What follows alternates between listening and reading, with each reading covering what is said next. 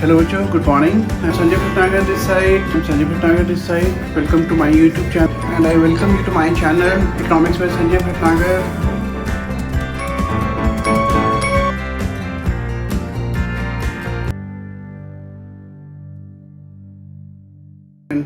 तो अब मैं आपको लैंड रिफॉर्म एक्सप्लेन करने जा रहा हूँ. क्वेश्चन ऐसे भी आता है, right a note on land reform पे गवर्नमेंट ने जो भी लैंड रिफॉर्म्स कैरी आउट करे उनको एक्सप्लेन करो. तो भाई सीधी सी बात है कि लैंड रिफॉर्म का पहला पार्ट है एबॉलिशन ऑफ इंटरमीडियरीज. भाई जितने भी इंटरमीडियरीज का मतलब होता है बिचौले, जो कि गवर्नमेंट और फार्मर्स के बीच के लोग होते हैं, उनको हम बोलते हैं बिचौलिए लोकल हिंदी में. तो उन बिचौलियों को गवर्नमेंट ने ख़त्म कर दिया. मतलब भाई अगर आप सीधी सी बात है कि फार्मर्स, लैंडलॉर्ड्स के बाद गवर्नमेंट, तो ये लोग यहाँ पे इनको रेंट दे रहे हैं और ये कलेक्शन करके यहाँ पे दे रहे हैं. तो अगर गवर्नमेंट इनको पूरा ख़त्म कर देगी तो सीधी सी बात है कि जो फार्मर्स हैं वो डायरेक्टली गवर्नमेंट के कंट्रोल कॉन्टेक्ट में आ जाएंगे. तो कम से कम 2 करोड़ से ज़्यादा फार्मर्स को इस बात का फ़ायदा हुआ, उनको ओनरशिप राइट दे दी गई, उनके नाम पे ज़मीनें कर दी गई. जिससे कि उनको क्या फ़ायदा हुआ कि अभी तक जो लैंडलॉर्ड जमींदार उनको एक्सप्लॉइट करते थे, वो एक्सप्लॉइटेशन बंद हो गया. अभी किसान को जब उनको ओनरशिप राइट मिलेगा, उनको ज़मीनों का मालिकाना हक मिलेगा, तो वो ज़्यादा हार्डवर्क करेगा, ज़्यादा मेहनत करेगा, क्योंकि जो मेहनत करेगा उसका पैसा उसको मिलने वाला है.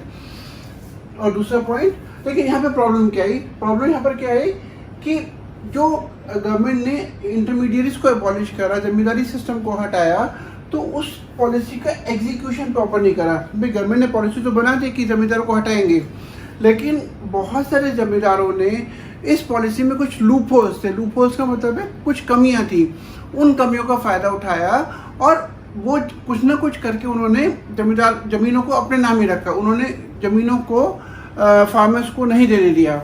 मतलब पॉलिसी का बहुत पुअर एग्जीक्यूशन हुआ and no benefit to farmers.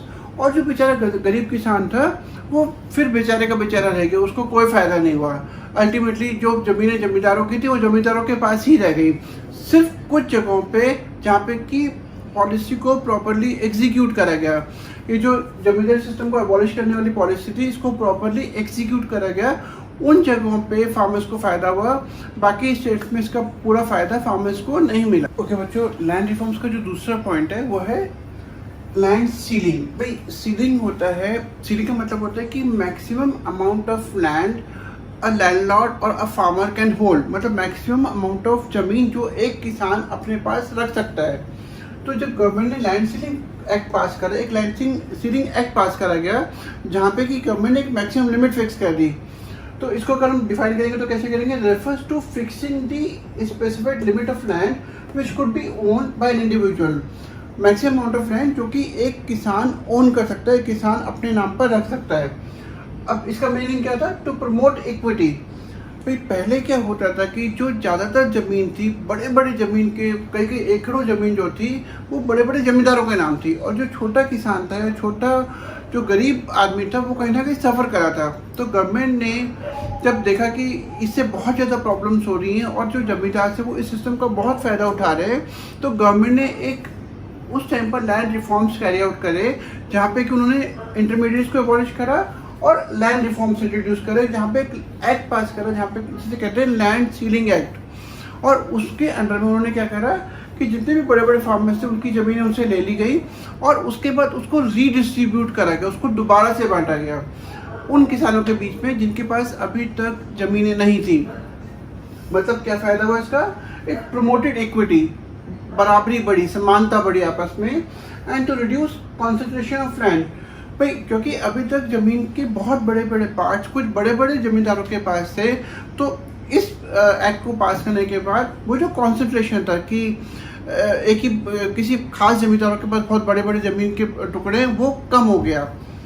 And दूसरा, लेकिन यहाँ प्रॉब्लम क्या है कि लीगल फॉर्मेलिटी पे जब गवर्नमेंट ने लैंड सीलिंग एक्ट पास करा, लॉ बनाया सारी सिचुएशन को चेंज करने के लिए, तो बड़े बड़े लैंडलॉर्ड्स ने क्या करा?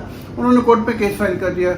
जब केस फाइल कर दिया तो जो सारे का सारा एक्ट था वो कहीं ना कहीं कोर्ट में फंस के रह गया.